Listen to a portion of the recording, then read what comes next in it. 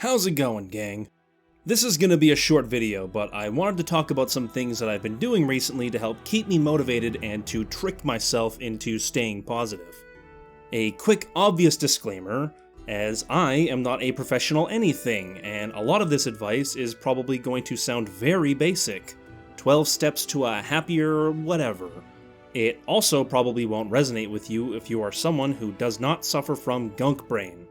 But Sean, you ask, what is a Gunk Brain?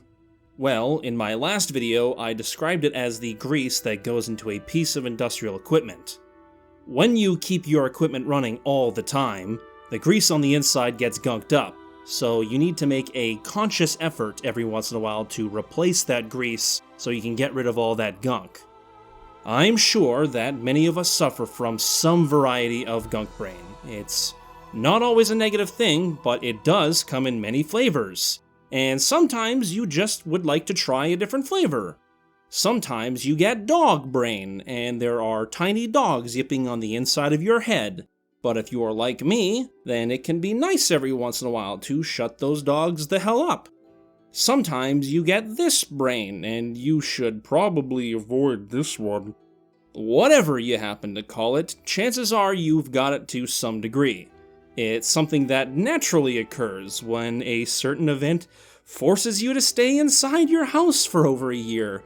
You know, that thing that started so long ago that it got hot enough outside that it wiped a town right off the map?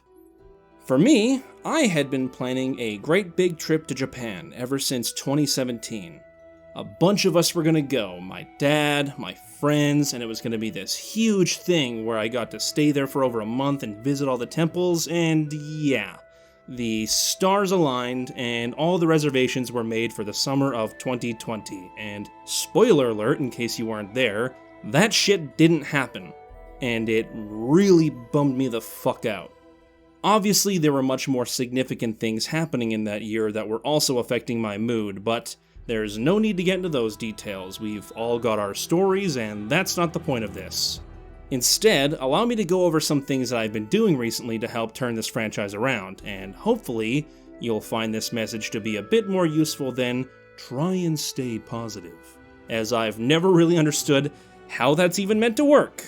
My brain has become very used to the way that it thinks, and it requires me to be a little bit more proactive to try and reverse my mood, so here is number 1. Break up your routine.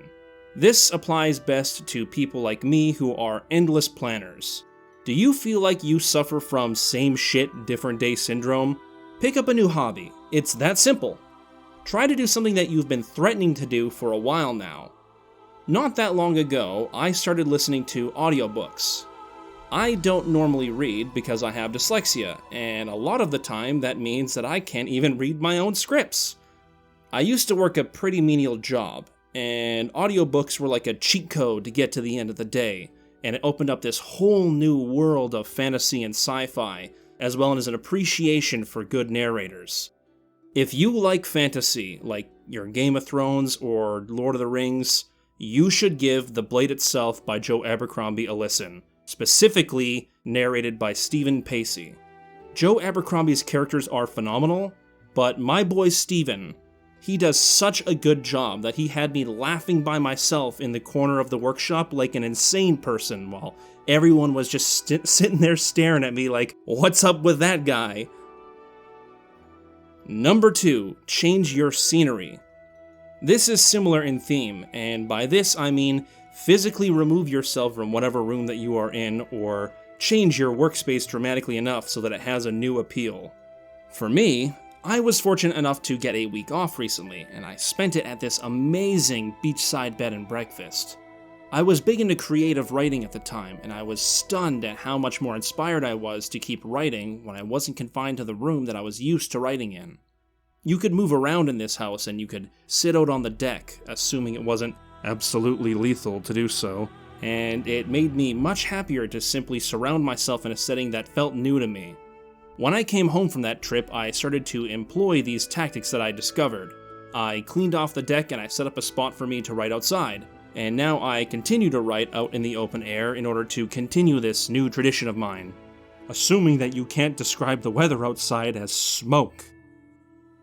Number 3 is start a new project. This can be anything, and while this is similar to starting a new hobby, this has the express intention of creating something that will engage that endorphin rush you get whenever you accomplish something that is tangible. This doesn't have to be a creative endeavor. My dad has, for example, spent most of his time during quarantine modifying the inside of his garage into this incredibly robust gym setup, with rubberized floors and this impressive collection of dumbbells and equipment, building it all out one piece at a time. Obviously for myself, I have been attempting to launch this YouTube channel, and I have been really enjoying learning about all the different aspects of video production, from the script writing to the recording, to even the making of the little B-roll segments, coming up with the thumbnails, and even just trying to come up with a general aesthetic for my channel. It's just a fun thing to explore for me, and it has a lot of small yet tangible milestones that help to keep me motivated. Number 4, go for a run. I swear this shit works like magic. If you are feeling really shitty, put on your shoes and just go for a run. Get some good music on your phone and jog around the block. Maybe find a new location, like in number 2.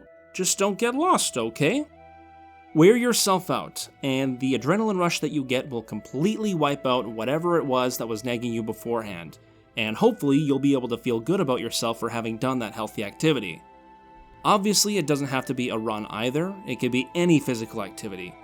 I have been doing a lot of calisthenics in the comfort of my own home, and trust me, there are a lot of ways to completely wipe yourself out in 25 minutes or less, with no equipment at all.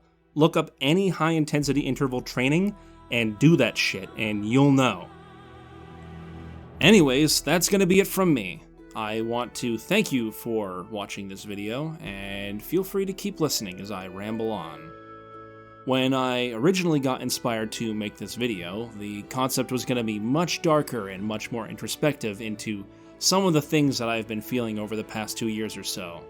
But, as I explained before, I've just been avoiding engaging that part of my brain, as that is the headspace that I have been in for about the past 30 years or so now, and I definitely feel a lot healthier and a lot happier now, day by day, with some of the things that I've been accomplishing. More videos coming out soon. They're probably going to be on the shorter side like this one.